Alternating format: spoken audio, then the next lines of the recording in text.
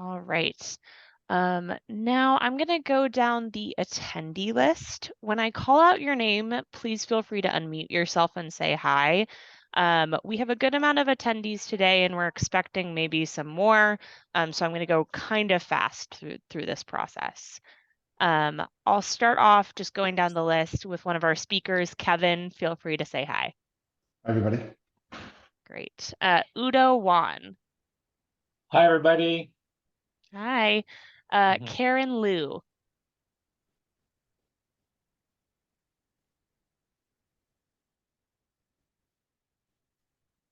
Okay. Tierney Thies. Oh. Hi, everybody. Hi. Alex Burke. Hi, I don't know if my mic's working. Yep, it's working. Good to hear from you. Alyssa Pace. Hello, everybody. Good morning. Hello, good morning. Andrew Barrows. Hi, everybody. Hello. Bonnie Benewal. Good morning, everyone. Good morning. Brian Faratic. Good morning. Actually just got out of the ocean, so excited for this. Oh, cool. Okay, Brian Williams. Hi, everybody. Hello. Hello.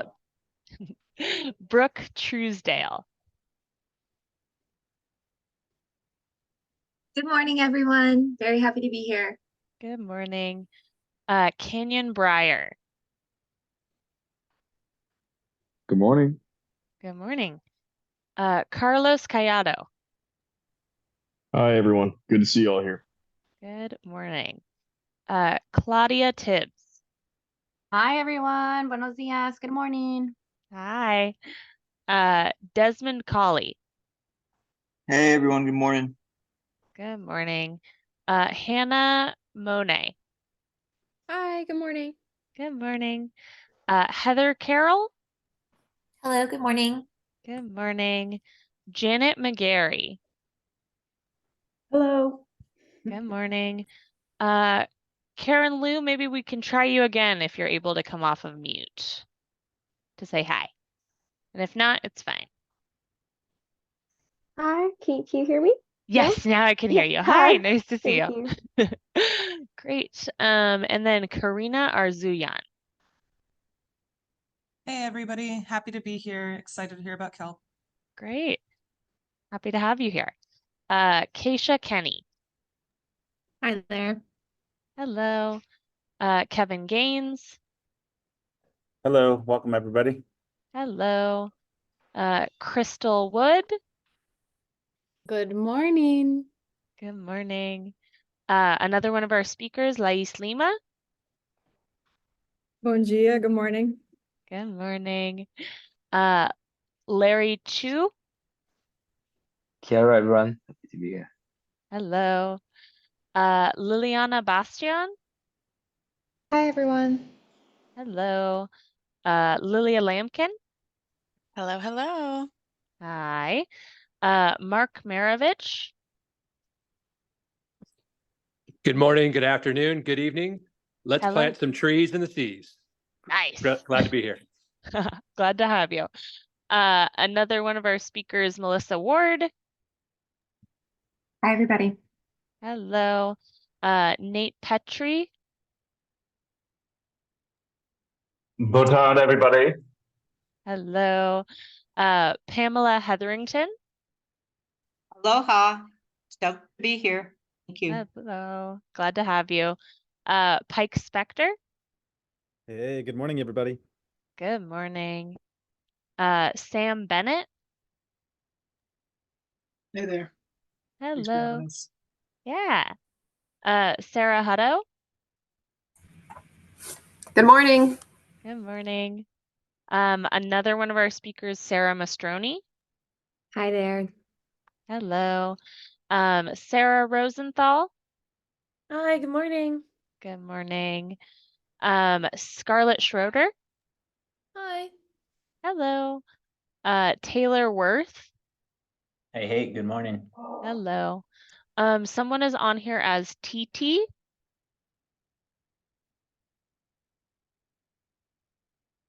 Okay. And then Walden Keeker.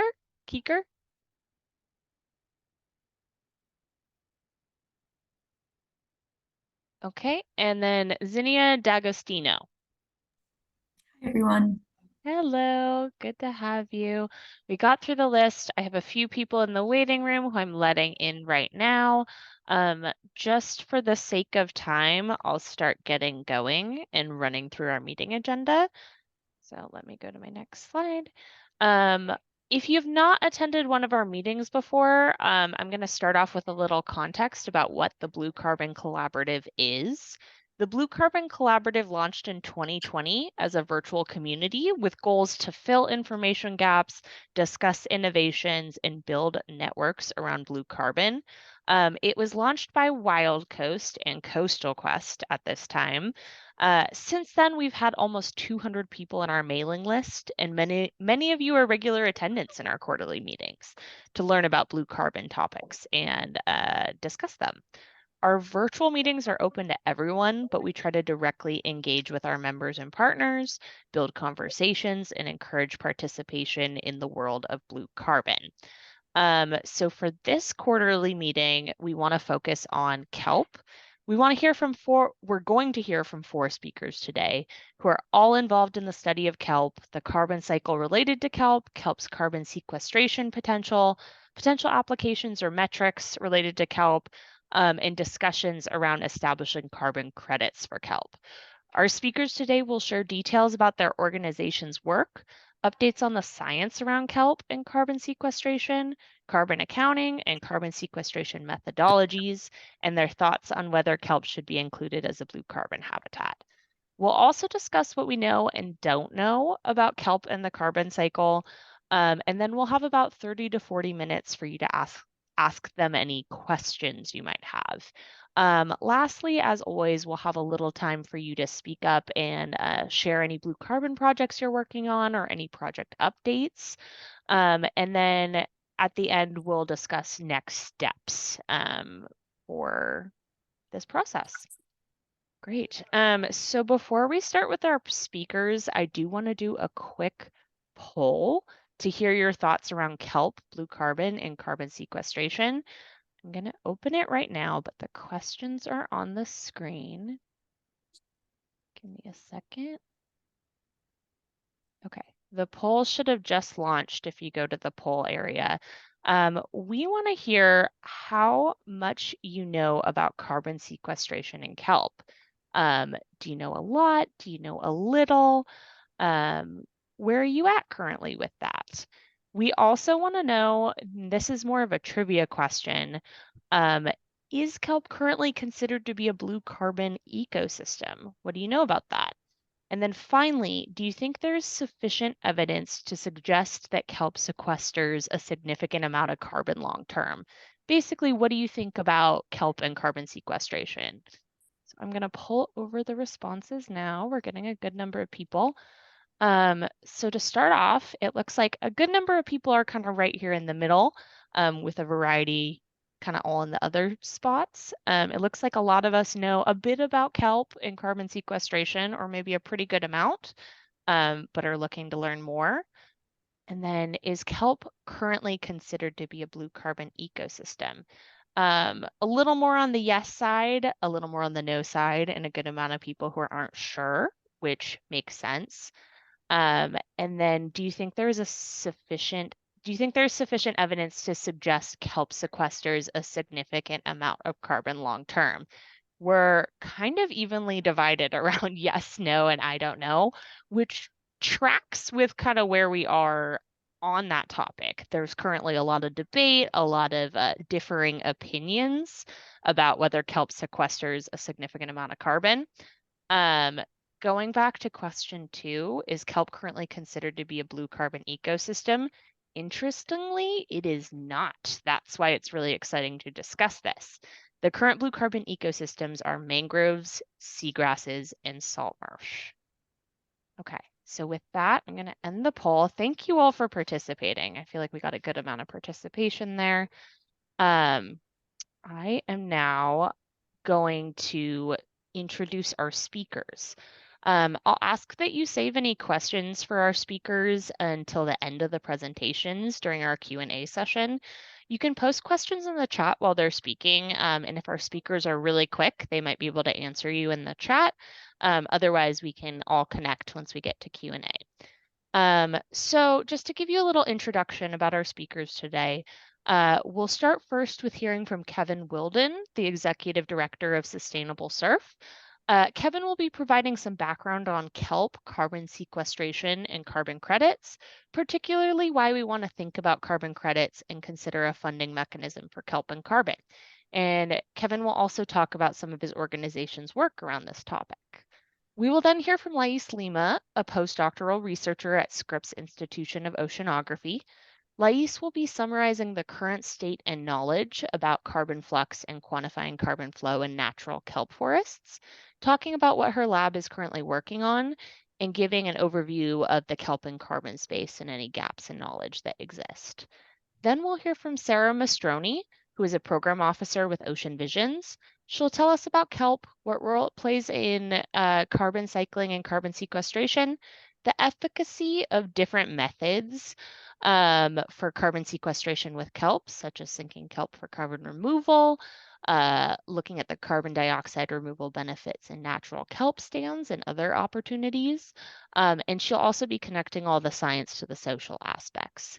Finally, we'll hear from Melissa Ward, who's a blue carbon project developer with Sylvestrum Associates, who will tell us about where we are today with a kelp blue carbon credit and accounting methodology. So with that little intro, I will now hand it over to you, Kevin. Feel free to share your screen and start your presentation. Thank you, Natalie. Pleasure to be here, everybody. I'm Kevin Wilden, co-founder and co-director of Sustainable Surf, a nonprofit that we founded in 2011 with Michael Stewart. And I'm here to talk to you about our vision of how kelp forests can get the funding they need to really be restored around the world.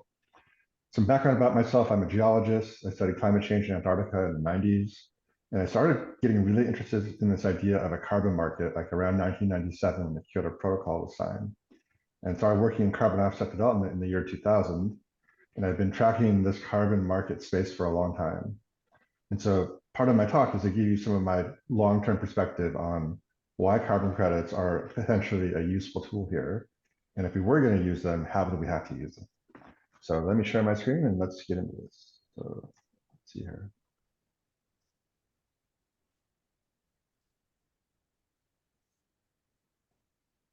All right, so I'll get on screen. Great. Okay, so first thing is, as a nonprofit, like fundamentally, as a charitable organization by the IRS, we're considered an educational or storytelling organization. And the story that's never been told really around climate change is who is the hero in solving climate change? Like heroes are common devices used in most storytelling that's effective. But somehow in climate change, we've forgotten that lesson. But we think the ocean has that power. So let's get into that. And just a reminder, so Sea Trees is a program in sustainable surf. However, Sea Trees is our biggest brand.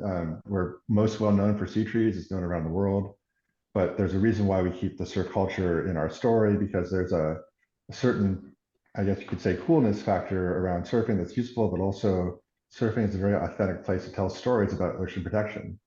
And alongside missing heroes, we have missing role models when we talk about climate change. So if the ocean is the hero of solving climate change, who's the sidekick? Who can be the face of that? We think surfers have a strong role to play there, and there's a lot more. We could talk about that later. So with Sea Trees, our program goal is to support 100 blue carbon projects by 2030. Essentially the way we work is, as a nonprofit, we find other nonprofits or scientific groups around the world who are running an ocean restoration project or a research project that is related to blue carbon or ocean biodiversity. And we basically fund their work through corporate donations, individual donations, and other charitable fundraising methods. Here's our project map. This is actually a little out of date. We've now got 23 projects, but we basically have projects around the world. There's kelp forest, mangrove forest, coral reef restoration, registered reef watershed restoration, seagrass, oyster reef, and our goal here is really to be innovative and find great projects out there and tell great stories around them. But why blue carbon? Like let's get back to blue carbon, why it's so important, and the superhero concept I'm talking about is that 90% of the world's carbon in the carbon cycle is in the ocean. Only 2% is in the atmosphere. So if the problem is there's too much carbon in the atmosphere, what's the logical place to put it? It's in the ocean.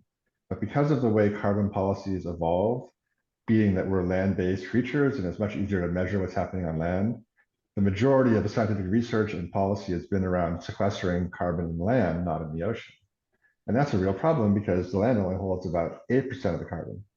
So why is the ocean being left out of the equation here? So we're hoping to actually change that.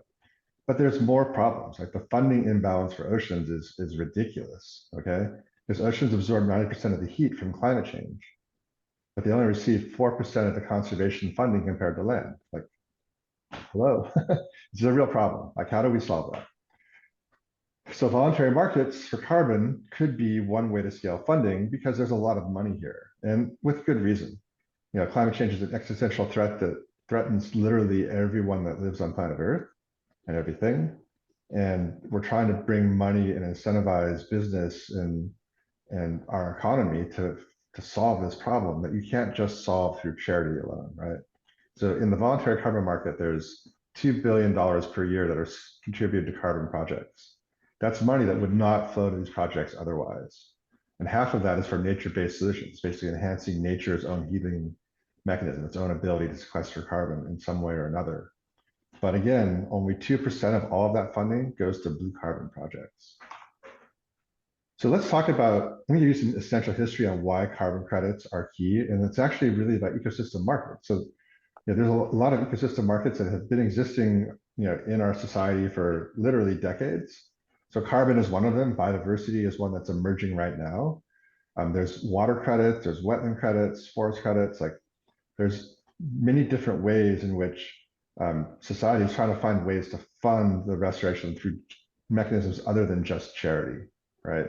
And there's different market types. Some are regulated and required by law. Others are just charitable donations. And then there's the voluntary side. This is where it's a mix of the two, where they're bringing a lot more rigor to the process of measuring the benefit that's produced from the money, to the point where someone actually can create a credit around it. But really, like, this is the big picture of what an ecosystem market is about. It's about taking ecology and making it part of our economic system. The word ecology and the word economy literally come from the same root word from ancient Greek called ecos. And it was about the household, protecting your household, both within your house, that was the economic system of your internal home economics. Then there was the world around your house where you live, the ecology. Both of those had to be protected and cherished in the same way, at the same level. And most ancient peoples or indigenous cultures around the world still believe that. And this is an image of Hawaii, where like the people who live in Hawaii were stewards of basically land and ocean at the same time, and they didn't see them as really separate. And somehow in Western culture, the ecology became what's called an externality to our economy. And that's the root cause of the problem that we're in now. So this idea of ecosystem markets is to bring that back in and change that, right? And so this idea of market mechanisms actually came from one of the first examples of this concept, which was the acid rain problem that was really a problem in the US in the 80s and 90s. So the Clean Air Act Amendment of 1990 set up a cap and trade system for sulfur dioxide emissions, measuring tons of sulfur dioxide, SO2. And the goal was to reward innovation and capitalism for coal plants who cut their emissions below their cap so that they could actually sell the difference, the credits that they had actually reduced beyond what they were required to do, to coal plants that couldn't do it. And because the cap was rather onerous, there was a lot of money available. And that money meant that the investors and the innovators actually made this problem solve this problem far faster and cheaper than anyone thought was possible. If it had just been government top-down regulations, it would have taken a lot longer to solve. But because of this market mechanism that was instilled in this ecological problem, it solved the problem much faster and cheaper than anybody thought could have been done. So this was in the mid 90s, this was happening. So fast forward to 1997 when the Kyoto Protocol was signed, that all countries around the world signed this commitment to start to reduce carbon emissions. It didn't happen. It's not happening as fast as we thought. But this concept of every company reducing their emissions started to come around, and they say, well, look what happened with acid rain. Like, let's do a market mechanism here around carbon. SO2, CO2, I mean, it seemed like the same thing, right? And that's where the idea of this offset came from. It was originally called the Clean Development Mechanism. And then in the mid 2000s, it became a voluntary carbon market and so on, right? So that's the origin of this idea of a carbon credit. And what happened was, during the 90s, as the IPCC and the UNFCCC were developing the first climate change reports on like, okay, this is a problem, we got to solve this. They'll start to think, how do you measure the solution? Like, how do you measure a ton of CO2 being sequestered? And this was like scientists and policymakers taking a decade to figure out all these terms that you have to use to actually prove that the CO2 that's been paid to be sequestered was actually sequestered. And methodology, baseline, permanence, leakage, additionality, registry, like all these are terms of art that I could spend a whole seminar explaining to you, and it'd be really fun, but we're not going to do that here. The key point is that all of those terms are distilled into a methodology. And a methodology is a document that's a public document. You can go on Vera or any other carbon market and find all the methodologies that describe how each type of carbon sequestration project operates. It's essentially a specialized scientific review paper. So it distills the science of measuring CO2 and the sequestration of it into essentially a blueprint that anyone can operate and then also transparently report on. And transparent reporting is a key part of this, right? So the methodology is the key, right? And if the science is ready, then you can do a methodology. Here's an example of a Kelp methodology. This is our concept. This isn't being done right now, but this is the idea that you would measure both the carbon in the kelp forest canopy and the carbon exported into the ocean and combine various funding streams from carbon, biodiversity, and so on, right? This is not ready to go because the science is not yet ready to go. And this is sort of the conundrum that we're in kelp, in that there's a lot of belief that kelp could sequester a lot of carbon. But you can't fund that through carbon markets until the science is ready to be created into a methodology.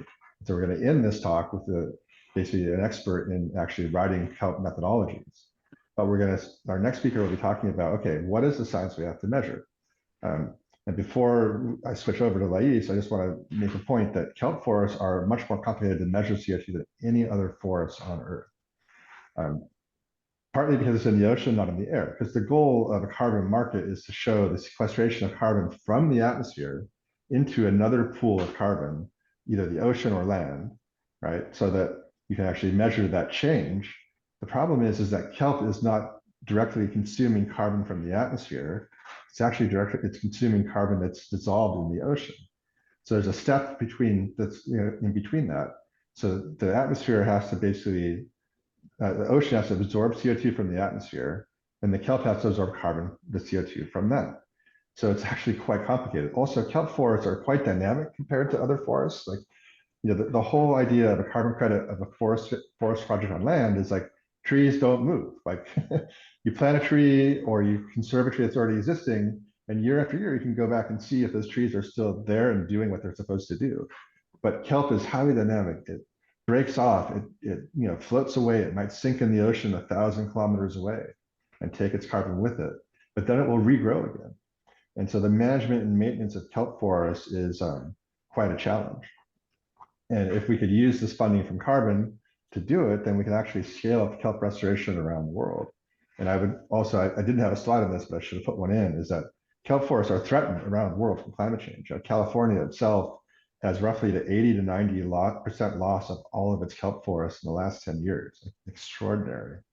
But there's a number of groups out there, including groups that work with sea trees and other projects, that have shown you can restore the kelp forest very effectively if it's done properly and if it's funded properly. So these are the partners in this concept of the kelp carbon science study.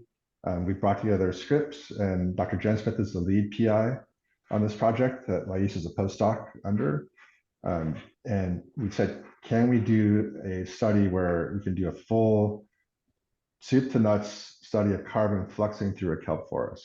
because to date, there's only been piecemeal studies because of the complexity and difficult nature of studying a kelp forest. We're trying to make this sort of fully integrated study happen. And that's sort of the goal here. We're starting research on that now. And the other partners on this group, Sylvester is going to write the methodology. Coastal Quest and Wild Coast are helping promote this project here, through this seminar and other things. And then Aspiration was the first actual donor that now allowed the research to begin. So with that, I will end my talk here and we'll pass it over to Lais. Thank you, Kevin. Very, very, very intriguing. Lais, feel free to share your screen and do your presentation.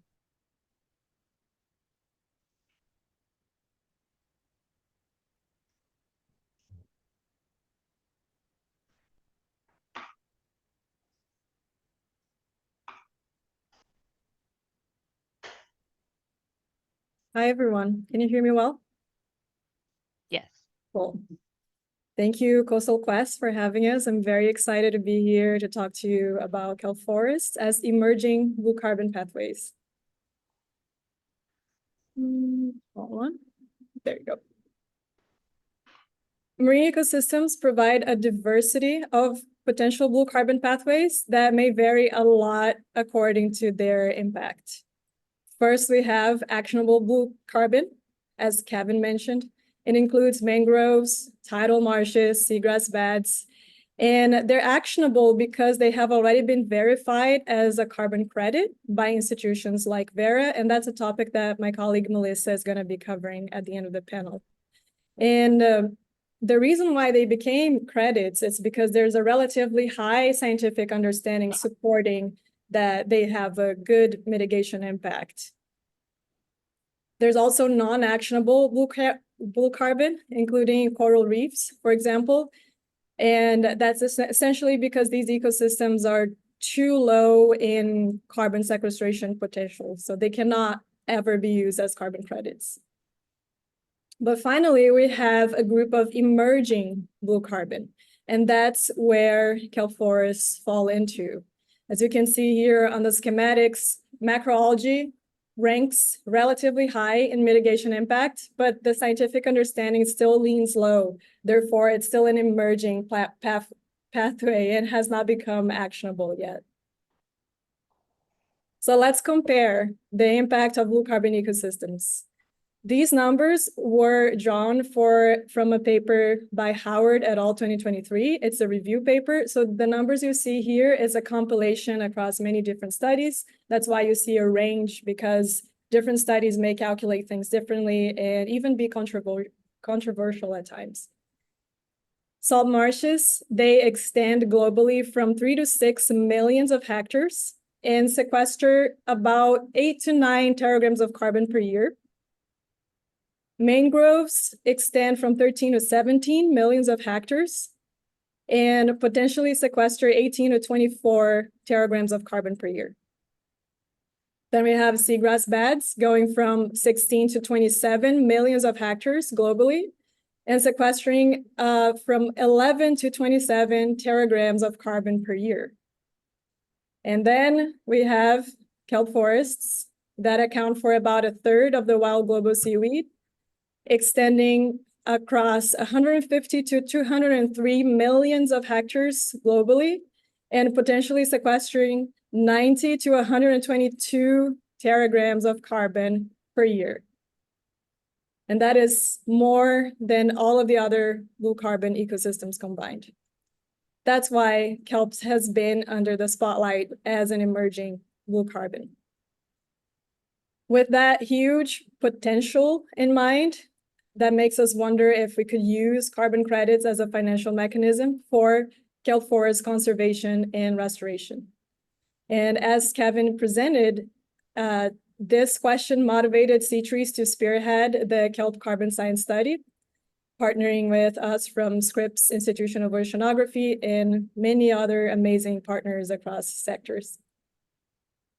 And I wish kelp would just tell us where it's locking its carbon away.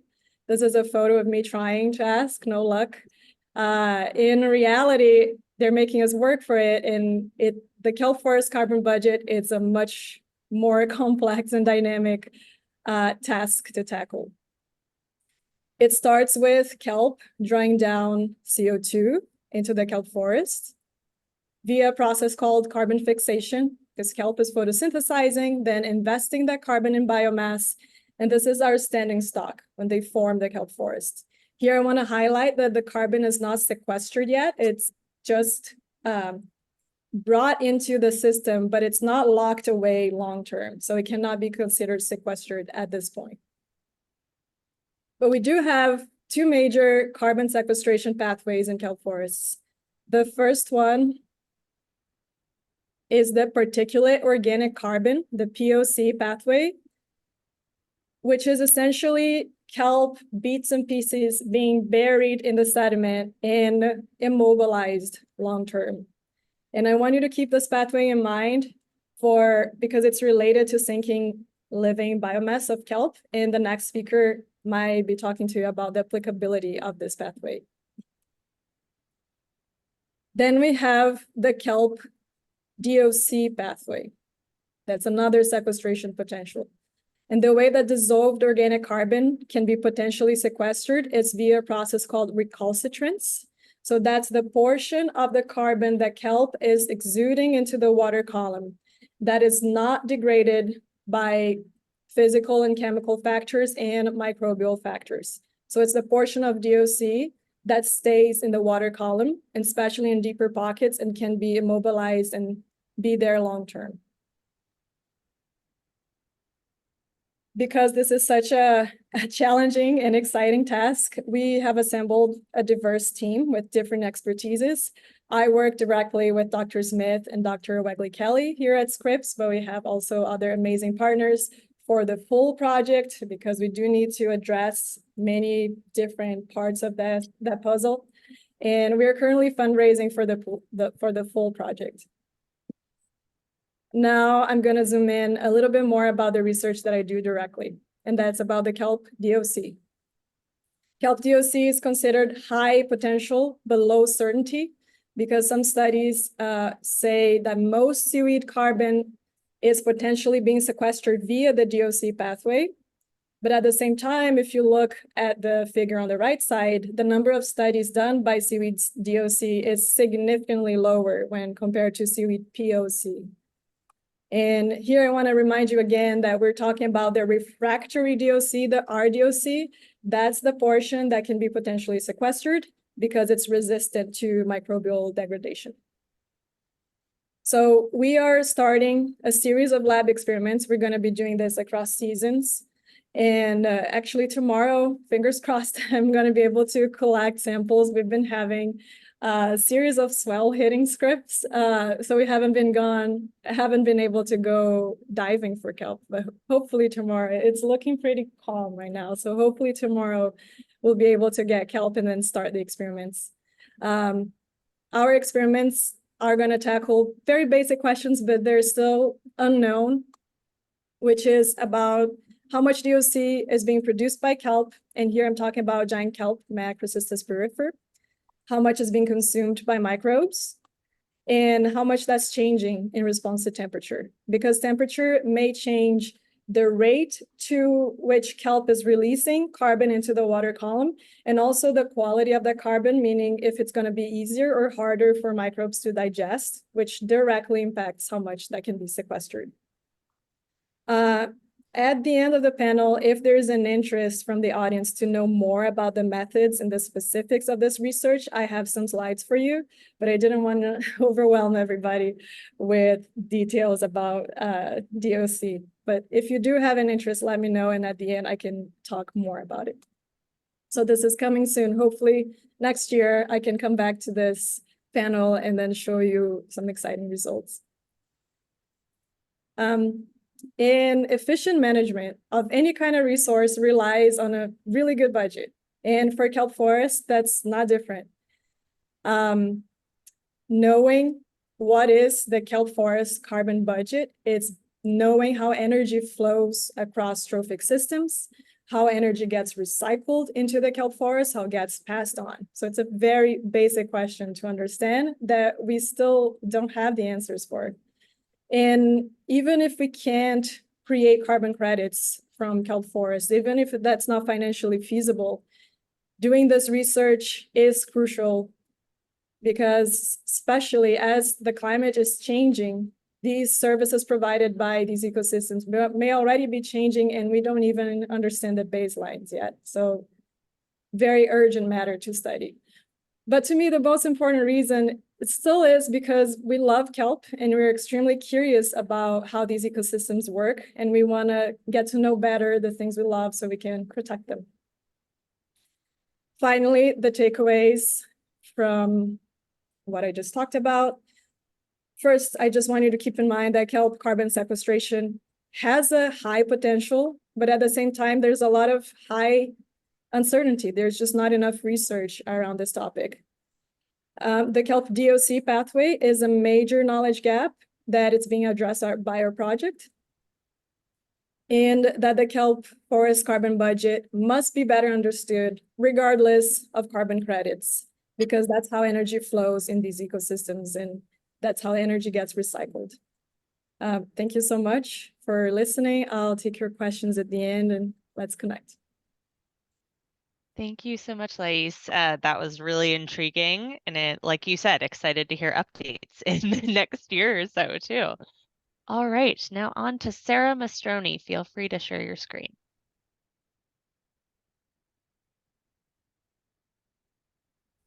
Okay, does that look all right?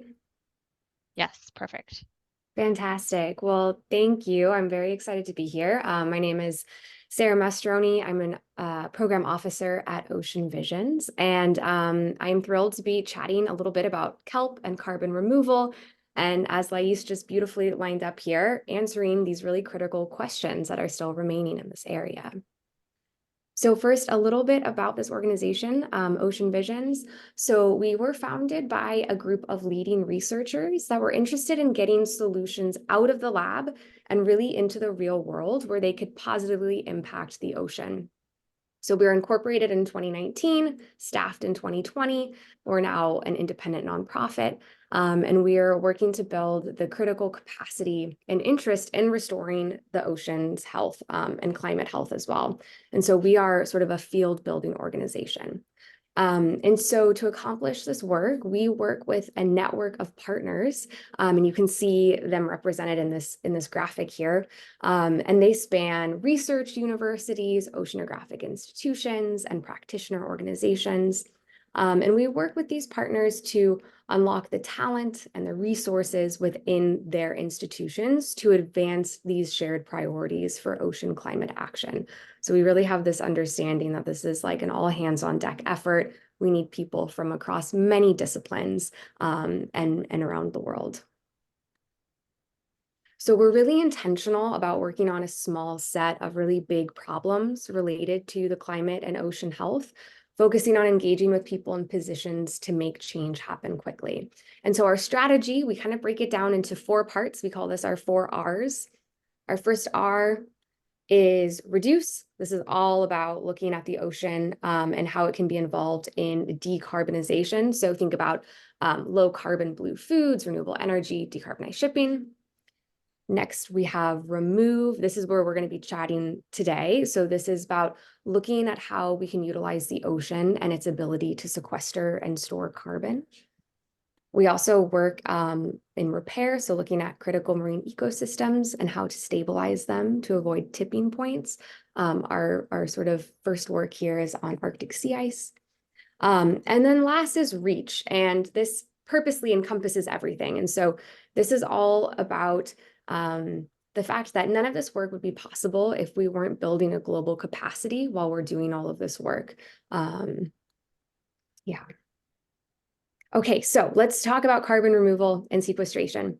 So this graphic shows that there are a number of different proposed approaches to utilize the ocean to sequester atmospheric carbon, as you can see here in this image. And so kelp shows up in a couple of different ways here.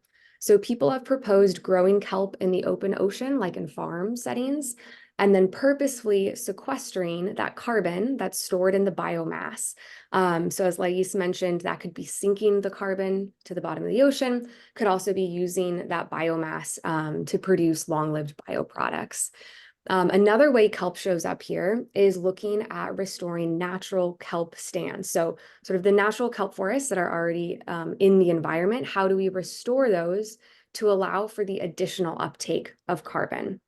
And so we're going to just dive into those two areas right now. And so how we at Ocean Visions have looked at this is through this road mapping exercise. And so these are our roadmaps. Feel free to scan this code if you want to check them out.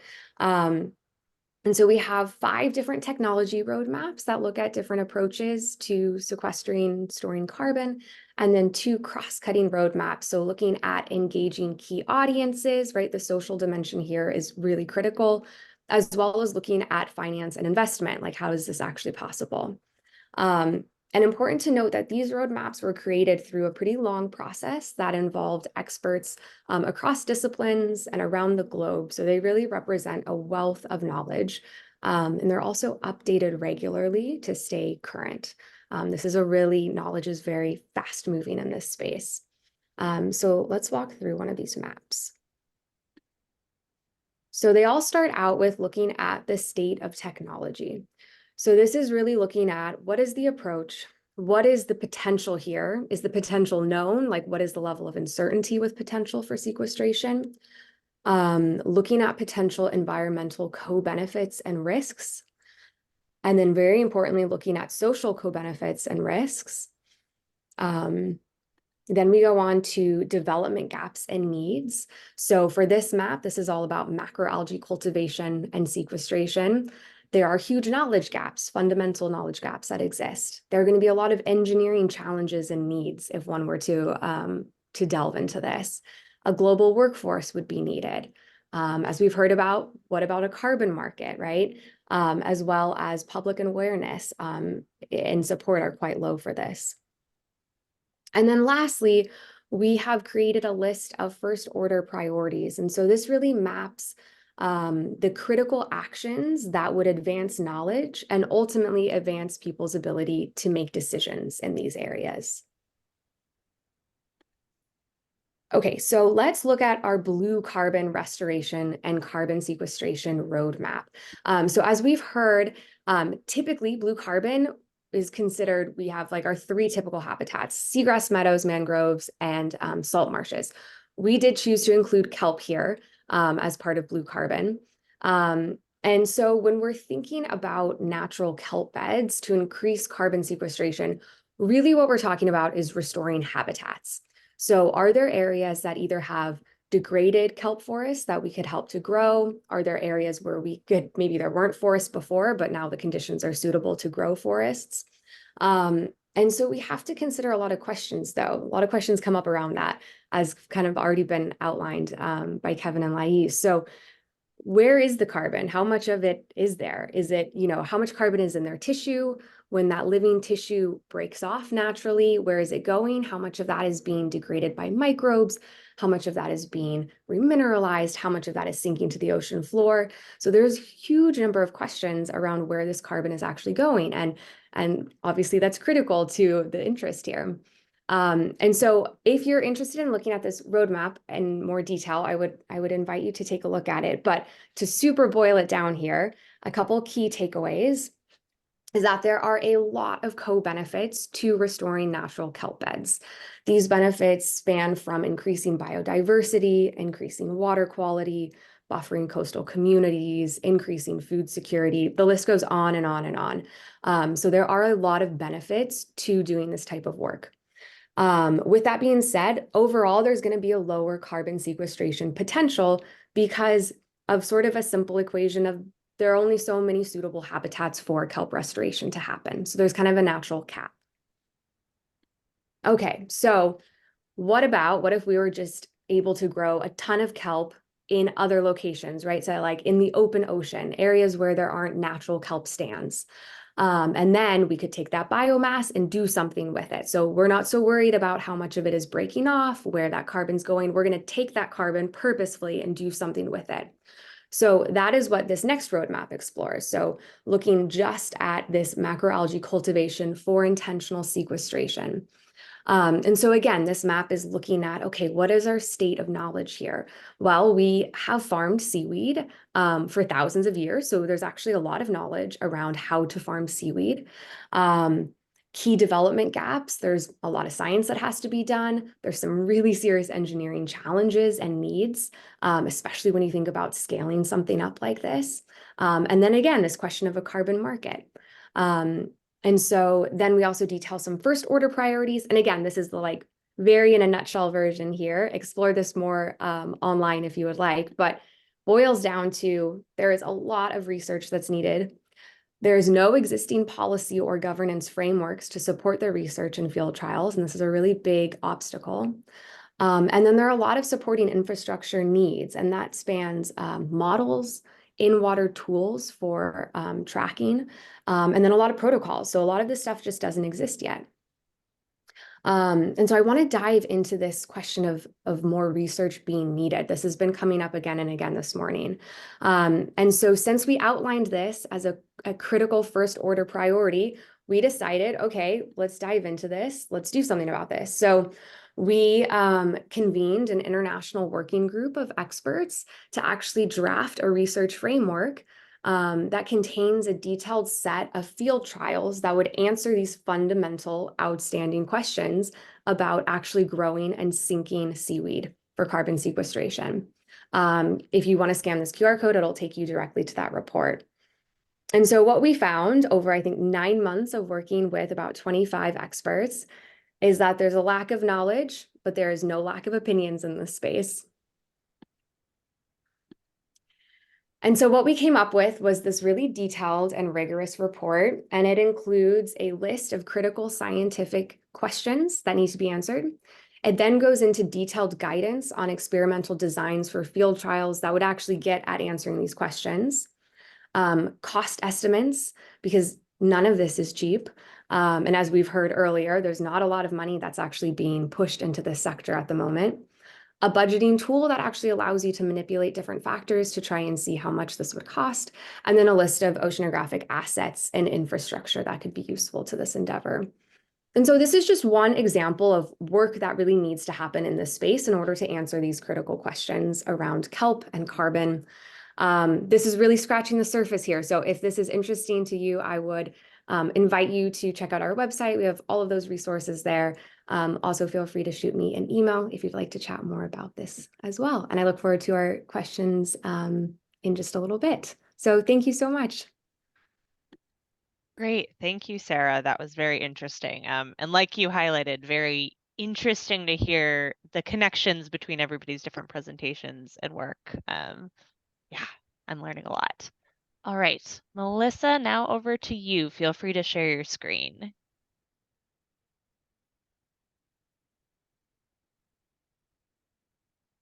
All right, can you see that okay?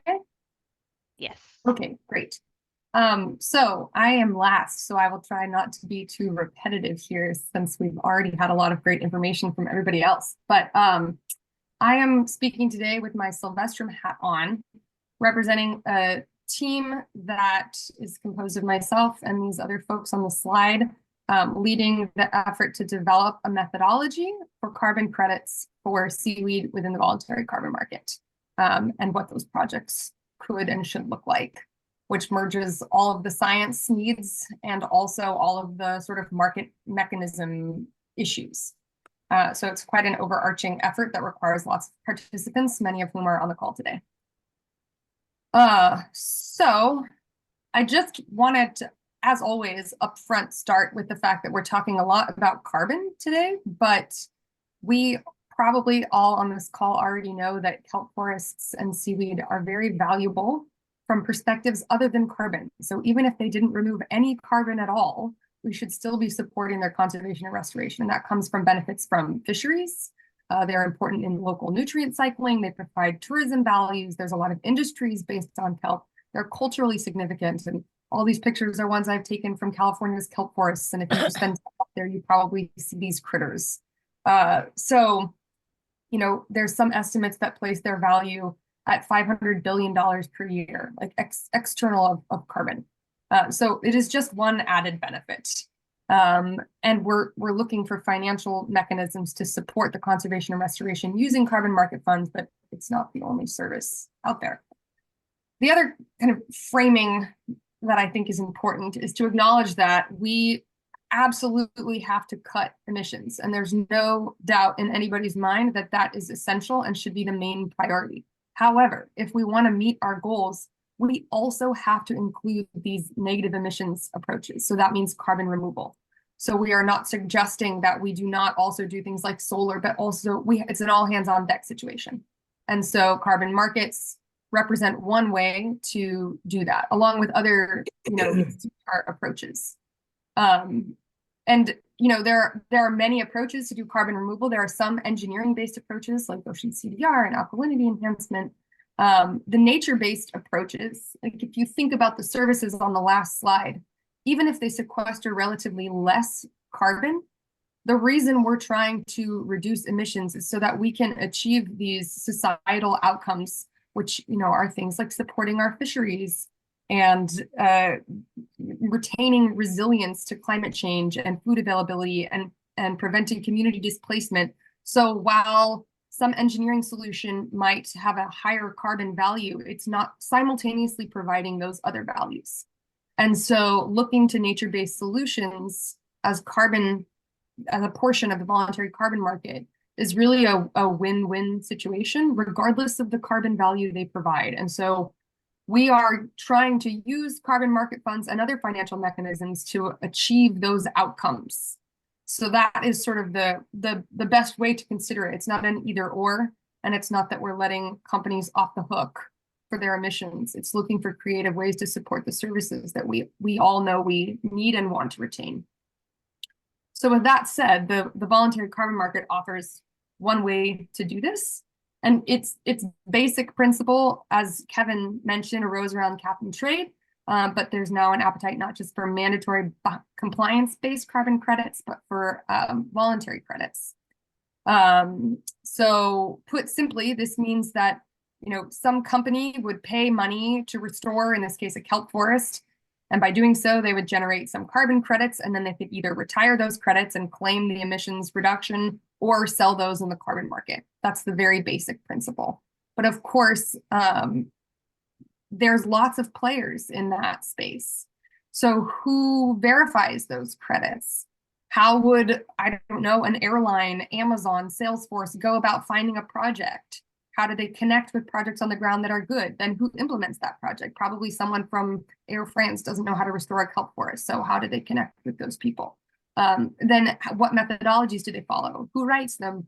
By what standard are those methodologies written? So all of these creates this sort of complex market space where there are different players with different levels of expertise. And Sylvestrum, who I work for, sort of comes in a lot of places within this cycle. But one of the things we're talking about today is the methodology development. There are already methodologies in place for other habitats in the marine sphere. So as people have mentioned, mangroves, tidal wetlands, and seagrasses. But there's no seaweed methodology yet. So that is sort of the charge at hand, is to develop a methodology for conservation, restoration, farming of seaweed and kelp forests. And in order to do that, we need good science. They have to be based on published peer-reviewed science. They have to be implementable, and they have to be conservative, which means that if the science isn't there, we pick the most conservative approach. We do not assume the highest available sequestration and award that, lest we award the airline credit for reducing their emissions when they didn't actually do that. So that's the risk we all run. And so that puts high pressure on all of us developing methodologies to do this in a rigorous way. And I think most people are very careful about that. But the V in MRV being the portion of that process, measurement, reporting, and verification, that we need the methodology to support. So the existing methodology for other blue carbon habitats is called VM33, which is under the VCS. There are other carbon standards, Vera VCS is the most common, but it's not the only one. And VM33 has a lot of lessons we can take from it for kelp, but kelp is quite unique. And part of that is because its carbon pathway is quite complex, as you've heard from these other speakers. So this figure on the left is a total generalization, and this is pulled from an old paper, and all these numbers could surely be updated, but it's a good illustration of the complexities and carbon pools. So on the top, this would be like your kelp forest or your kelp farm. So net primary production, how much seaweed is in the surface canopy. And while that is carbon based, it may not be durable. And so you have to determine what portion of that surface biomass gets sequestered in its various forms. And only those durable carbon pools can qualify under a methodology. So in seagrass meadows, that's like organic carbon stored in underlying sediment. So that means, like in blue, you can see those durable carbon pools. So what's buried in the algal in the bed immediately underneath the farm or forest. Then some of that carbon will go elsewhere and be buried in the shelf or in deep sea sediments below or below the mixed layer. So like where it cannot interact with the atmosphere anymore. And if you sum up all those durable carbon pools, you can get a rough number of how much carbon is sequestered durably from a seaweed farm, which all sounds nice, but it is not enough for a methodology to say, yes, it surely does this. You have to precisely monitor how much and relative to a baseline. So it means if I were to have done nothing, if I did not implement a carbon project, what would have happened? And then if I did implement this carbon project, let's say it's starting a seaweed farm, you subtract the two, and that is your carbon sequestration value. And that is what you would be awarded credits from. And that provides like a tremendous challenge because it means you can no longer track like in a mangrove forest. You can't count the carbon up because many of these pools are far-flung and diffuse. And this is a problem that is unique to kelp forests and seaweeds that we have not approached in other ecosystems to date. And so surely some of these pools are easier, like this buried in algal bed. You could conceptualize that more like a mangrove or a seagrass ecosystem. But that's by no means the only carbon pool, and often it could be not the highest in its quantity. So if you only credit that pool, you may be shortchanging yourself from a lot of the carbon that is durably sequestered.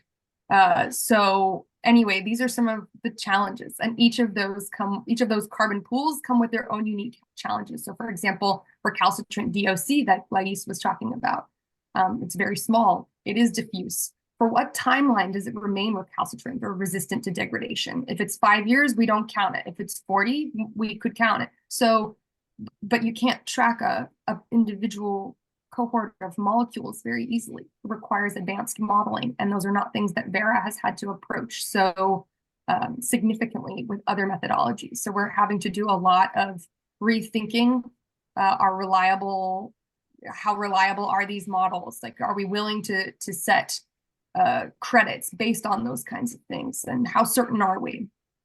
And then this is sort of ongoing from what I said on the last slide, but how much research and development is required before we can get there? If you had enough data, imagine you have all the data in the whole wide world, you may be able to say, okay, well, if a kelp forest canopy, has 10 units of carbon in its biomass, we've done so much work that now we know 5% of that canopy biomass is buried in sediments, and that 5% value is like would be a default value. And you can hone in on those if you had all the data from every kelp forest canopy in the world, and then all the underlying sediment data, and you figured out what contributed to how much landed in the underlying biomass.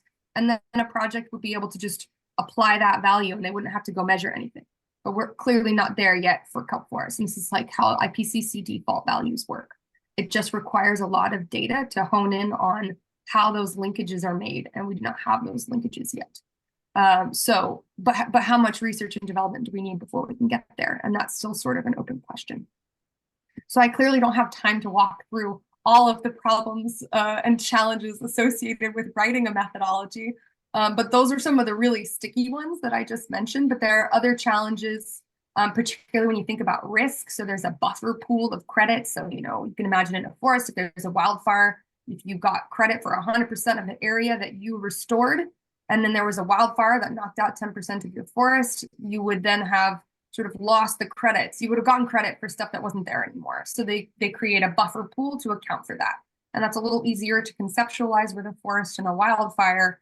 But if you're crediting a pool of recalcitrant DOC, like how are you going to know when that DOC gets remineralized to inorganic carbon and re-emitted to the atmosphere? And what are the risks? What factors would make that happen? Is there some change in the oceanography that could, like, these are also interesting problems that are far more complicated than they have been in terrestrial biospheres. So those kinds of things go on. And, you know, in some cases, if we can't solve them in time, then we could conservatively exclude those pools. So those are the many challenges. Again, like in the future, this methodology will be released. And early projects surely are not going to be able to use default values. They're going to have to measure and model these things because we don't have the data yet. And then we need to move towards these seascape level approaches to carbon crediting because it's quite complicated in the coastal zone. And then, of course, you know, carbon markets are not the only way to finance these things. There are other credit opportunities like biodiversity credits, bundling, mitigation, bonds, insurance. There are many creative ways to support kelp forests and seaweed. So I will leave it at that. Thank you. Thank you so much, Melissa. That's very interesting and like you hinted, very a complex problem. Lots going on. All right. So with that, now we have some time for questions. So I'm going to share my screen again. And so as a reminder about Zoom meeting protocol, if you have a question, feel free to raise your hand, use the raise your hand chat function in Zoom, and then I'll call on you to ask your question to people. To start, there is one question already in the chat, and it's from Chris Janusik. So Chris, if you want to come off mute and share your question out loud, it was a question for Melissa and or Kevin. Hi, sure. Yeah, this question could be for pretty much any of the speakers. It's kind of this idea that, and I'm not definitely not too knowledgeable about carbon credit markets, but when a company purchases a credit for some kind of, you know, positive restoration action, I'm just wondering if it's known whether that just shifts the CO2 emissions to some other industry or location, or if it sort of results in kind of a net, you know, if you're looking at the global scale, if these markets result in kind of a net decrease in emissions.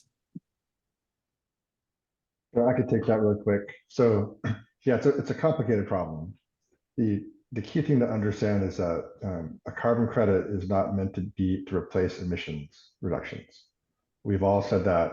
No one has ever imagined that carbon credits would replace the need to reduce emissions. It was always seen as sort of an element to the overall reduction plan. Like, remember the Kyoto Protocol, where every country agreed to reduce emissions, which was then reaffirmed with the Paris Agreement. And no country has actually met those targets of emissions reductions. So we're now in a state of planetary emergency where if we don't actually remove CO2 from the atmosphere to buy time to reduce emissions, we're going to cross tipping points in climate. So what we need to do is figure out ways to fund atmospheric CO2 removal as fast as possible. And a carbon credit actually is a very effective way of doing that because it brings funding where funding really isn't available. Like I mentioned, I showed imbalance slides earlier. And to answer your direct question on it, does it just shift the burden of emissions?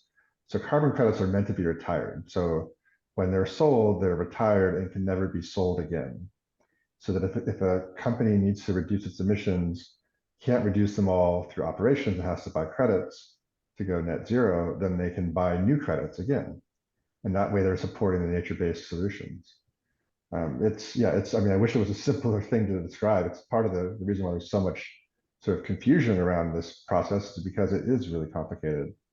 But fundamentally, if everyone reduces emissions and what they can't reduce, they also buy credits to then enhance nature-based solutions, that's our pathway to actually reversing climate change.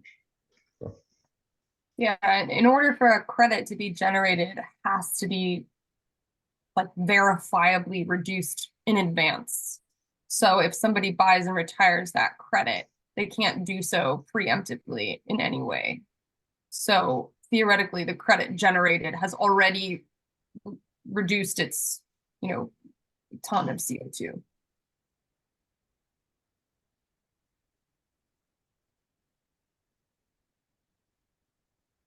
Great. Lais, you have your hand raised if you want to chime in. Yeah, I got a question in private from, just wanted to read the question out loud and answer here. From Sarah Hoto from NOAA, I believe. She was asking if I was focusing on other kelp species for my research, and looking at either like other canopy forming kelp species and other sub-canopy or understory kelp species, and how much can research on giant kelp macrocystis specifically could apply to other species such as bull kelp neurocystis.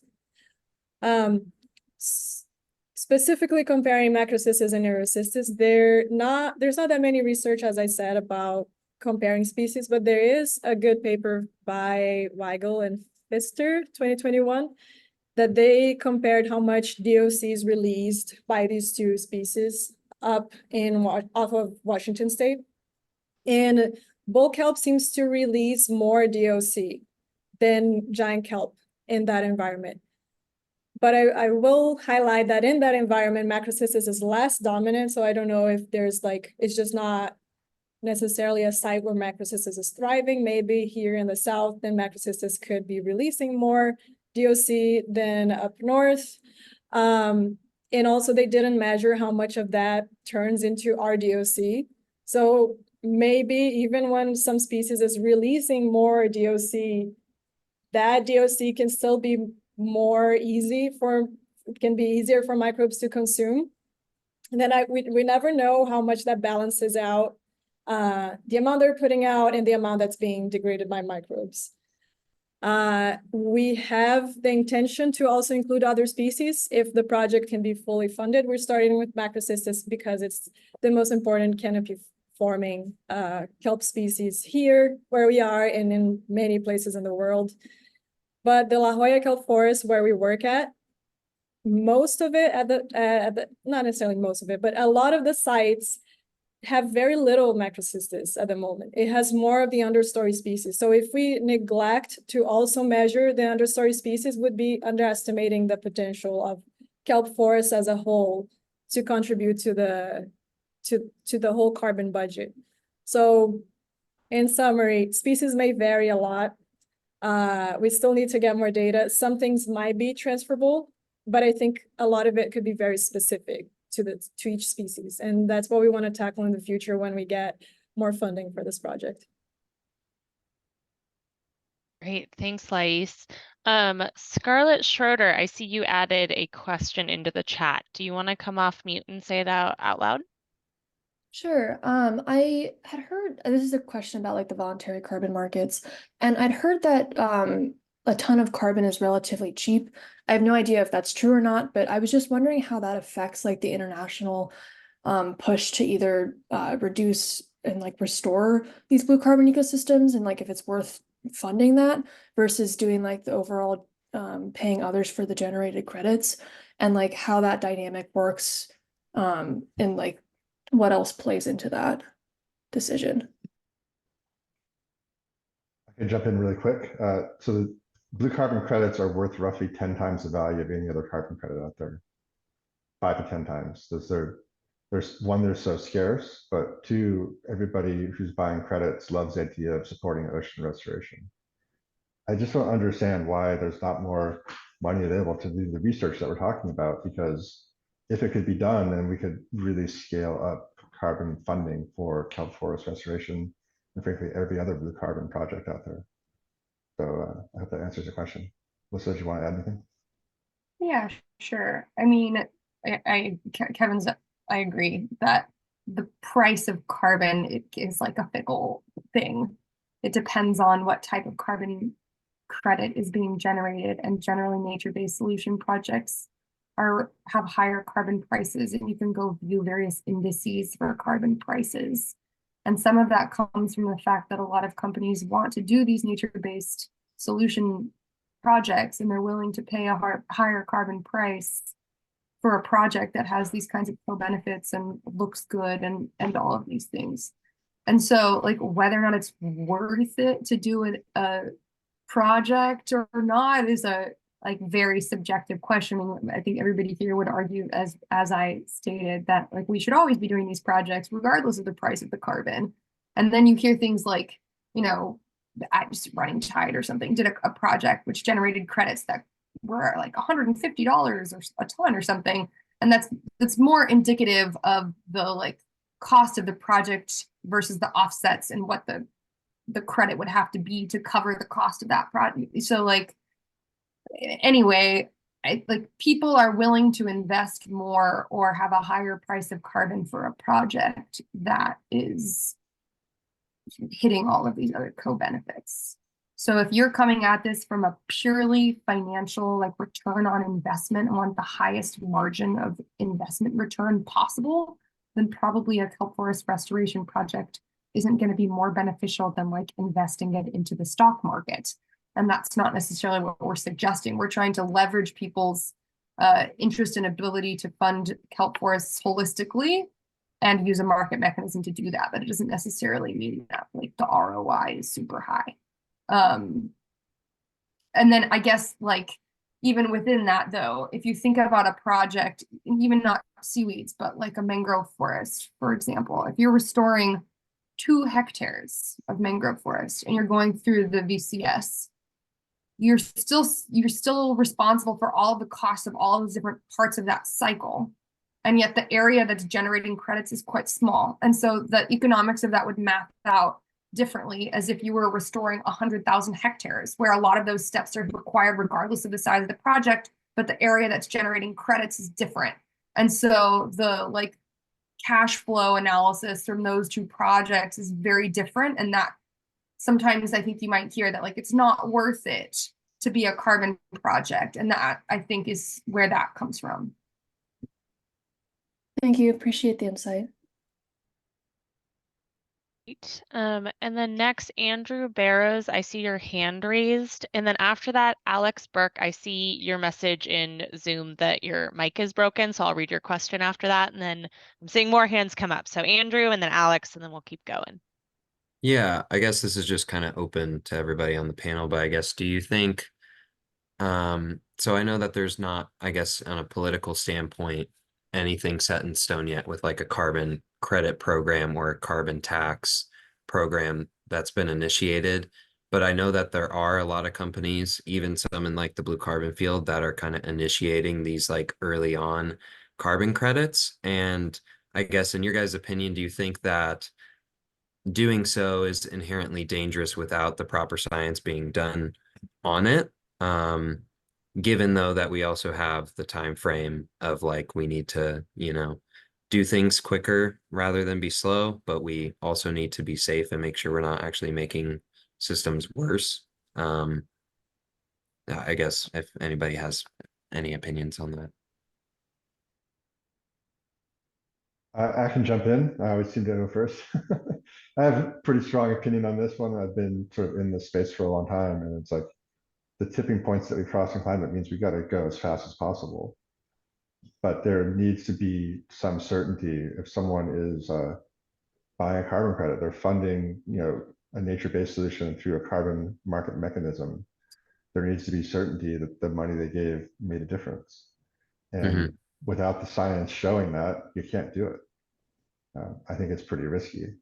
But then again, a market is meant to be reward those who take risks. So there's kind of like a balance of like, okay, markets are meant to allow innovators to innovate and do something. So the things that Running Tide's doing by selling their carbon credits as a pre-sale, those buyers knew the risk.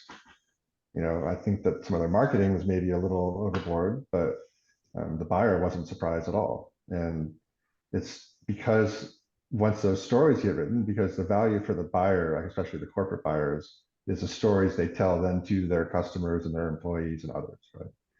And if they tell that story too loudly or in the wrong way, it can actually create uncertainty in the whole market. And I think we've seen some of that happen.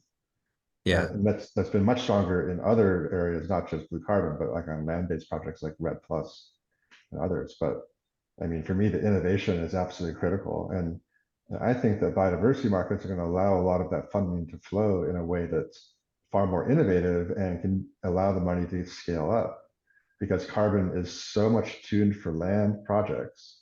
And Melissa mentioned earlier that land, like blue carbon projects, are just too small to go through all the costs of the paperwork, right? And even if the credits are still worth 10 times the value of land-based credits, it's still a lot of paperwork for a small project.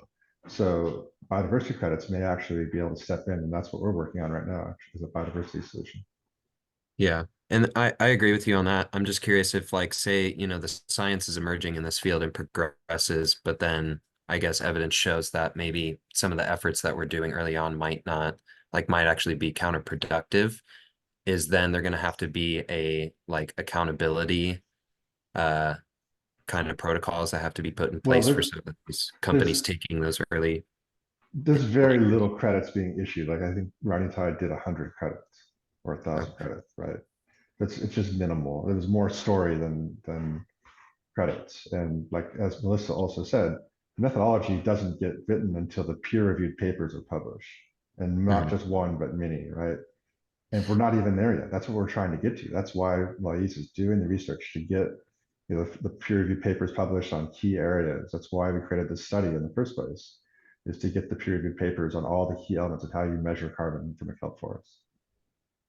And if it shows no benefit, or if it shows that the work to actually, for any project to have to then prove it, so it could be part of a market mechanism, is too expensive, either one of those things don't occur, then the credits won't be issued.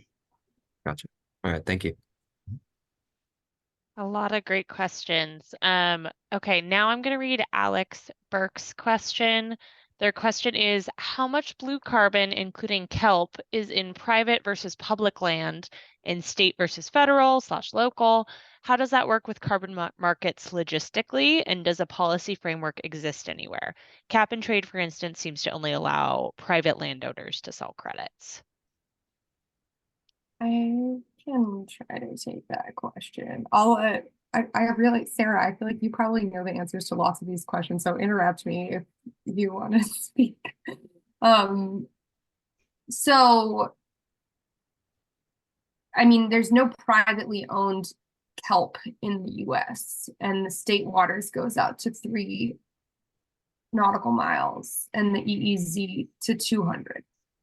So like we're working on applicability conditions for a seaweed methodology right now. And right now we are conservatively excluding anything beyond the EEZ because it becomes very complicated about who would get credits and who has rights to that in the high seas, basically.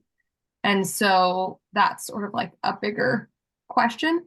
That said, anything in the EEZ or within state waters could be applicable for a carbon project. So it's complicated. I mean, there are other like jurisdictional boundary problems with other carbon projects that happen all the time. And so like within Vera's protocols for all kinds of other habitats, there are very particular social legal criteria that we didn't really talk about today that require feasibility assessments to go in and determine like who's managing this land now, who gets that. I think that was on my little diagram, the benefit sharing plan. So if carbon credits are generated, how does the revenue from those credits get divvied up between the various stakeholders and rights holders of the area? And that is mandatory within existing carbon methodologies. And so it's case by case specific, right? Because land jurisdiction, and this is not just a methodology written for the US, this is global. And so there are different management regimes in different places, and that's going to have to look different. And this is part of the reason carbon projects are expensive, because it requires, like, we have legal staff that does this analysis for complicated projects. You don't want to restore a mangrove forest as an external company only to find out later that that mangrove forest is being harvested for charcoal by local communities, and all of a sudden they can't do that anymore because it's a carbon project and it has to stay there. So these are all, you know, complex jurisdictional problems. Yeah, thank you for explaining that, Melissa. Yeah. Okay, next, Zinnia, if you want to come off mute and ask your question. Yeah, certainly. Thank you all for all those great presentations. Just shifting away from kind of the carbon market side of things and more on the kind of policy front and how we can go about integrating these habitats into broader state climate planning frameworks.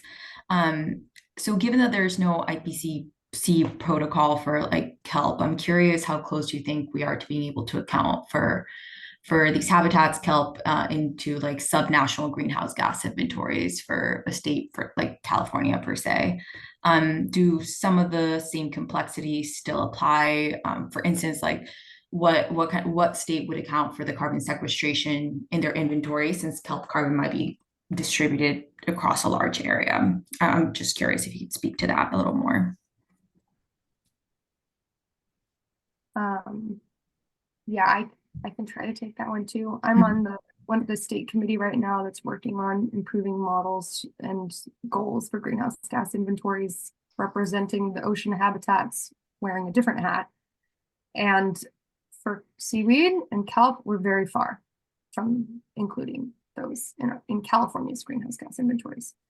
The way that California does its greenhouse gas inventories is through complex models, and those models have to be applicable over the entire state, of course, if we're going to do a statewide greenhouse gas inventory, and the models have to be sensitive to changes in habitat over each year. The grid cells of those models have to interact with one another and be sensitive to things like sea level rise, or, we are just starting to be able to do this for coastal wetlands, as in like salt marshes, which is inclusive of things like methane emissions that might change the total, carbon greenhouse gas benefit from those habitats. And we're not close for seagrass, but could eventually get there. And for kelp, we're even further. It requires a lot of data, and we don't have it. And a lot of remote sensing. It's not impossible that we could get there, but I think it's going to be a number of years. I think the next scoping plan comes out in 2027. And there's been a big push from state agencies, including OST and OPC and NGOs and other groups, to get salt marshes and tidal wetlands included into the next scoping plan and greenhouse gas inventory in a more robust way, but they are not pursuing seagrass and seaweed yet. Yeah, no, that makes sense. And this is something I've been considering a lot, kind of on the policy side of things. If kelp is kind of one of those habitats that will have to be maybe included as a regional, goal versus just like a state by state goal for climate planning anyways. Yeah, to be included in the greenhouse gas inventory too, we have like challenges with durability associated with that as well. So anyway, it's a big discussion, I think. Thanks, Melissa. Yeah, for sure. For all the hats. Yeah. Sarah, you posted in the chat, I believe California Ocean Science Trust is working in this area. Do you want to elaborate on that at all? No, I think Melissa did a good job, but I think, yeah, there's work, I think, underway, but there are so many obstacles to get over. Okay, thanks. And then Chris, I saw that you posted another question in the chat. If you want to come off mute and ask Lais your question, feel free to do so. Sure. Well, first, I think it's really cool that you guys are looking at some of these questions, because I have a million questions. I study marshes mostly and kind of traditional blue carbon ecosystems. So I have a million questions about how this could potentially work in algal beds or kelp forests. So I think it's cool that you're looking at it. In your presentation, I think you mentioned two kind of pathways for kelp storage, which is, this sort of long-term sequestration. One was the sediments, and then the second, I think, was this DOC fraction, the RDOC, the recalcitrant DOC. Is the thought that some of that recalcitrant carbon will just hang out in the water column for long periods of time and sort of not get not get deposited on the benthos or consumed by bacteria in the microbial loop? What is kind of the thought there for that mechanism? Yeah, thank you for your question. I think the general idea is that the RDOC would be below the mixing layer, so in deeper water pockets where it's dark and the water it's more steady, more stable before it goes up and mixes again. Because as soon as it reaches a high light environment and the flux is like you're exchanging more CO2 with the atmosphere, then you're probably losing that RDOC. So I think the biggest idea is that RDOC would be kind of trapped in deeper water pockets. You mentioned DOC in the sediments. That's a cool approach as well that I didn't mention, because DOC can also be in the sediment. It's not either or. It's not just POC sediments and DOC water. There can also be some DOC in the sediments. There's a cool paper, I think they're from Portugal, that just got published, I think last month or so. They used Kelp, it's like green algae, and they were measuring the DOC in the sediments. That's not something that my project is focusing on right now, because we have just so many basic questions to tackle first before we add more complexity. Right now, we're really focusing on measuring how much is being released by kelp into the water column and how much is staying in the water column, and then we can, you know, add more complexity over time. If you want, shoot me an email. I can send you the paper that I'm talking about. Thanks. Yeah, that would be great. I have a bunch of other questions too, but I don't want to dominate. I want to let other people. So maybe I'll send you an email with a bunch of questions. Please Thank do. you. Please do. Yeah. Thanks for being enthusiastic, Chris. It's good. Okay, I have a quick question for Sarah, and then we have a question in the chat from Erica. And then I think we'll have to, soon after that, we'll have to move into project updates just so we have time for people to update on any projects that they want to talk about. For Sarah, jumping into all the different pathways in the roadmap that your organization has looked at, what role might long-lived bioproducts made from seaweed play in mitigating carbon, based on what you guys found? Yeah, so this is a really interesting topic. And I think I actually saw someone on the call, maybe from Sway, which is a company that is doing this kind of work. But yeah, there is some real blossoming interest in looking at other uses for seaweed. You know, today and for many, many thousands of years, we've also used seaweed as food and in cosmetics and stuff, which is great. But of course, that's not really storing or sequestering carbon long term. But there are other things to do, like using bioplastics, building and construction materials that can actually utilize the seaweed and also store the carbon in a way that's not just completely taking it sort of like out of the system, but is allowing us to still like use the material.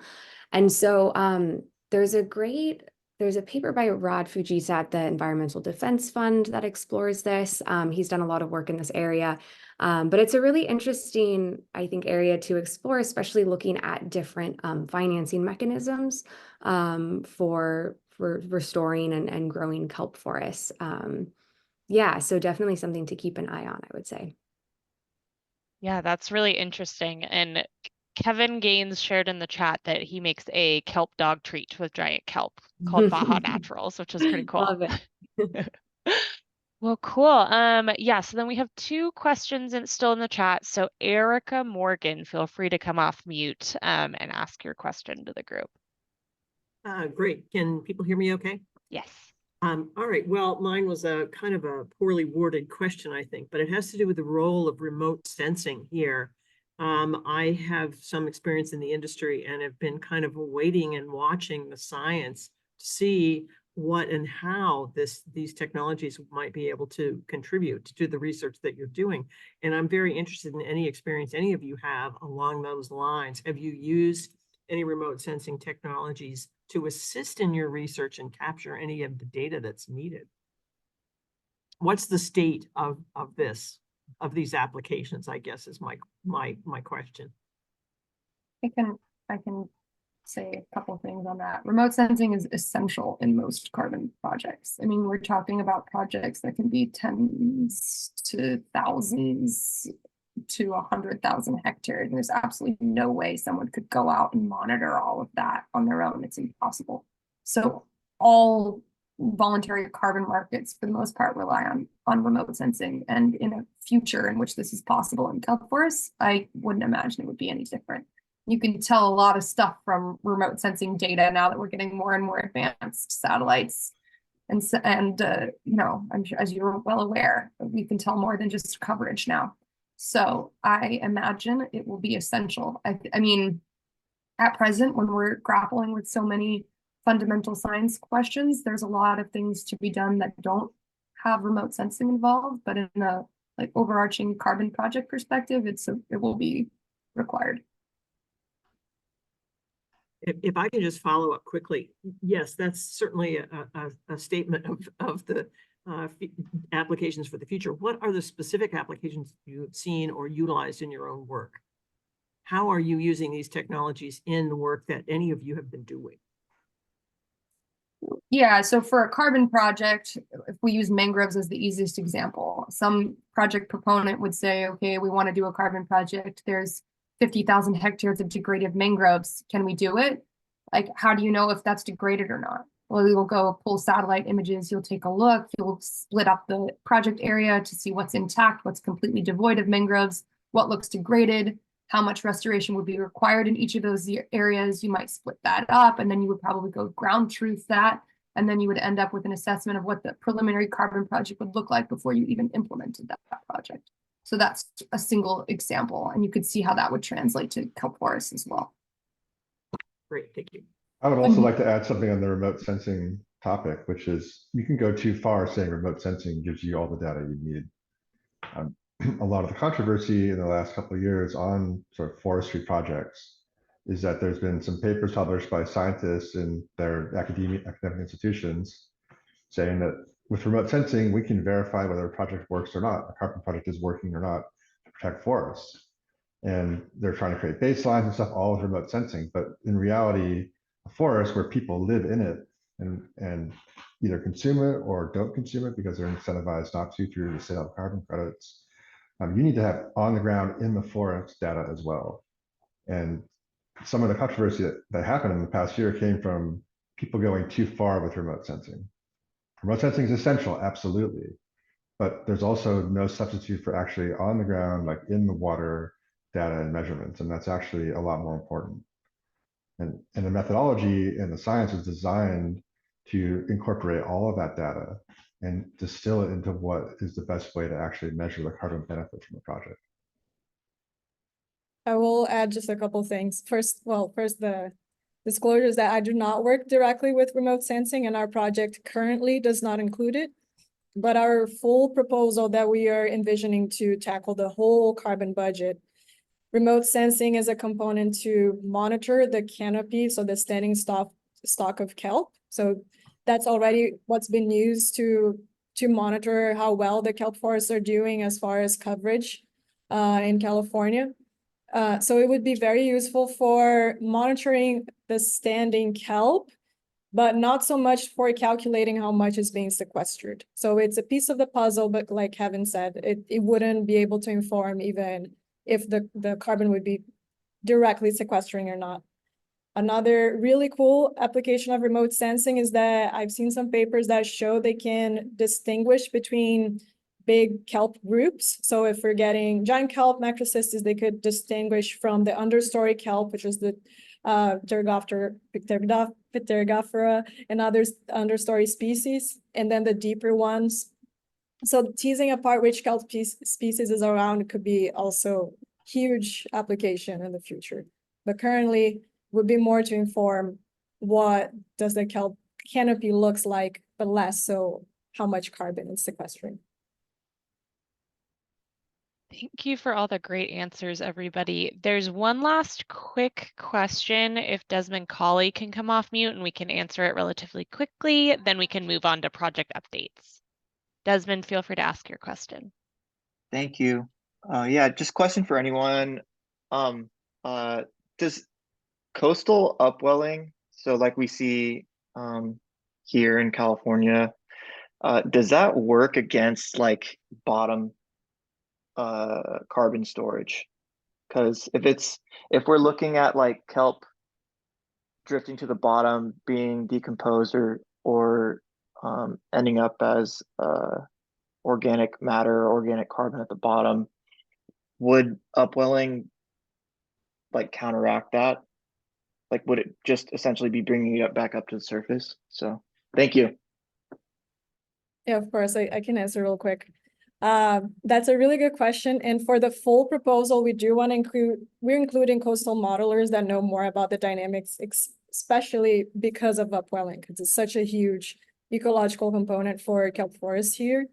I would guess, even though there's no science to back it up yet, I would guess that upwelling would decrease the amount of sequestration because of the reason you said. If the mixed layers are bringing more carbon up and that carbon is being utilized in the more superficial layers, then we lose the carbon that was being sequestered. And for another reason too, is that it looks like high amount of nutrients in the water column decreases the amount of DOC that kelp is releasing because they're sticking to that carbon instead of releasing more into the water column. So one of our hypotheses is that in the summer, they would be releasing more DOC. There's less nutrients, less upwelling. But we also don't know how much of that DOC could be more labile, so easier to degrade, or how much of that proportion would be our DOC. So upwelling has everything to do with it, and we'd love to incorporate that into our models. Thank you. Let me just add a couple more things. Like, this is why kelp carbon is so challenging scientifically, is that it's very dynamic. The ocean is dynamic. Like, as a surfer, when I'm out surfing and, when the waves are big and they're ripping up kelp forests, like in the winter, there's studies that show that when there's large waves, there's a lot of downwelling in the submarine canyons, especially. So perhaps that completely counteracts the upwelling component. And the answer is we just don't know yet, and we need to do the science to figure it out. Great. Yeah. Thank you for all those responses, everybody. And thank you for all the great questions and all the great responses from all of our panelists. This has been very interesting, and I feel like I've learned a lot these past, both in your presentations and these past 40 minutes of questions. I do want to save a little time for any project updates. So I'm going to go to my next slide. We always save a bit of time for project updates if anyone wants to share what they're working on around blue carbon, any updates about their work, etc. So if you want to share something, again, feel free to use the raise your hand function in Zoom, and I'll call on you to come off mute. And Andrew, I see you first. Feel free to come off mute and share. Yeah, so I'm new here. I thank you to everybody that kind of included me in this. I'm happy to be here. So I'm a master's candidate at the Rower Lab at San Diego State University, and we actually work closely with Dr. Jen Smith and Linda Wigley-Kelly over at Scripps.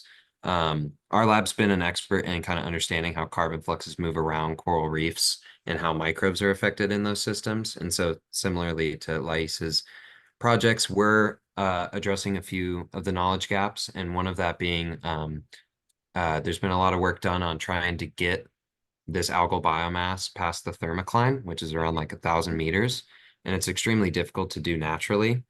And then additionally, and because of that, you're getting less particular organic carbon. So beyond the thermocline, we know that particular organic carbon and just that water experiences very little vertical mixing, which it will take hundreds of thousands of years for that water or that carbon to resurface and re-enter the atmosphere.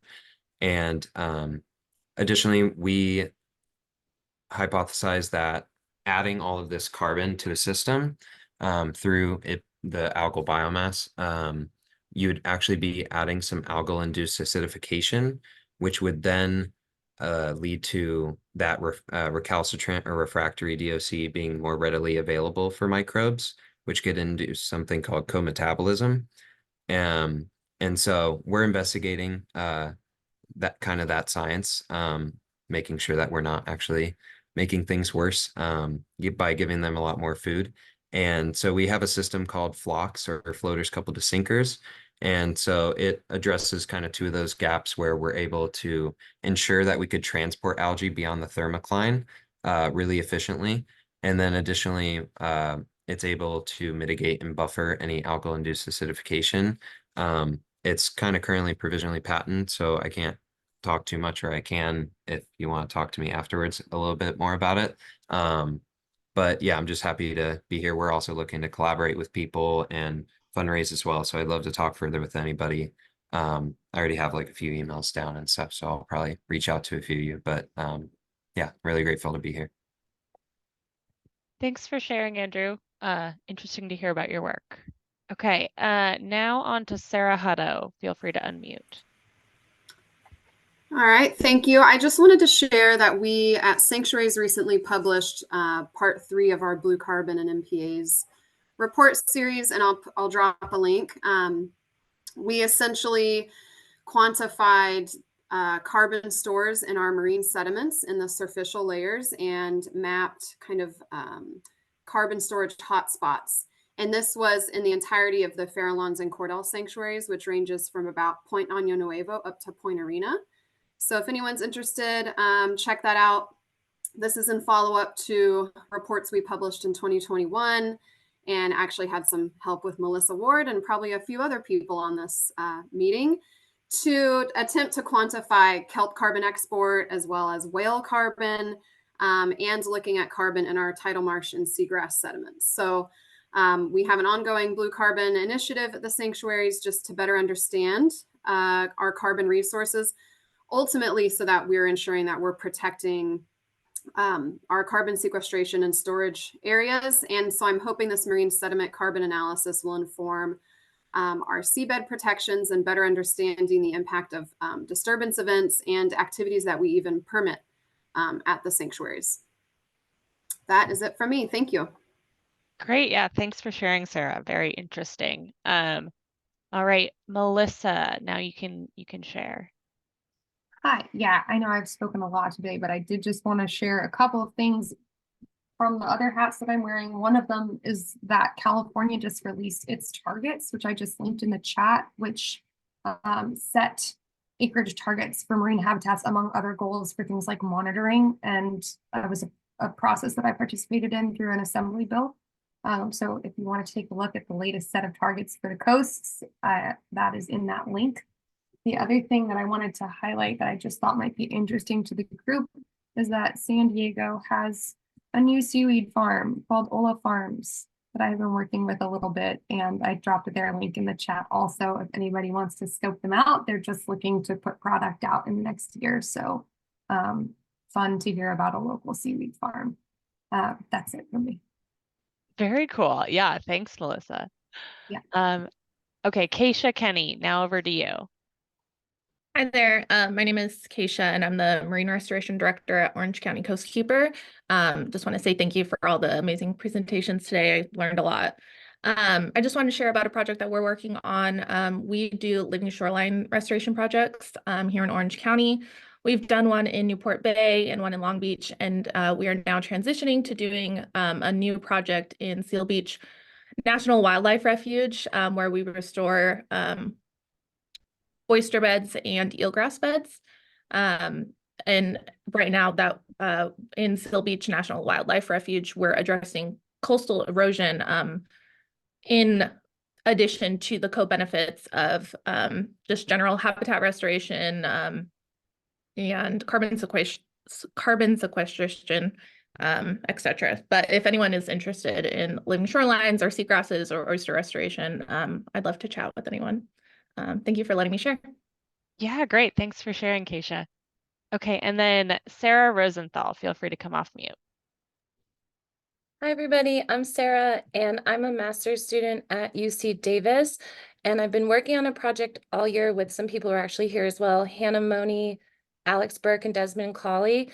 And we've been graduate student consultants for the Ocean Science Trust because we've been starting to compile like a research data and policy gap analysis of how blue carbon ecosystems overlap with frontline disadvantaged communities, or as Melissa put it, coastal resource dependent communities. There's some people here who we've already spoken with and some who we will be speaking with in the future. And I think that one of the big goals of this project is for when blue carbon is eventually included in a scoping plan, that things have been researched and are kind of like more good to go, so that, you know, when they're ready to include it, it's not just, okay, what do we do now? Thanks. Yeah, thank you so much for sharing. All right. Yeah, so exciting to hear about everybody's work, what they're doing, and hear about what's going on in the blue carbon world. So with that, I want to thank everyone for joining today and having amazing questions, and having an amazing discussion. I also want to thank all our speakers for joining today and providing really great presentations. Thank you so much. Our next quarterly Blue Carbon Collaborative meeting is going to be in August, on August 8th. We're going to be focusing on blue carbon policy and kind of any of the updates that might have happened recently related to that. So stay tuned on your emails or just on social media to see when that event gets starts to get planned and structured. Again, thank you for attending today. Feel free to reach out to me or our partners at Wild Coast if you have any questions, and have a great rest of your day. Thanks, everybody.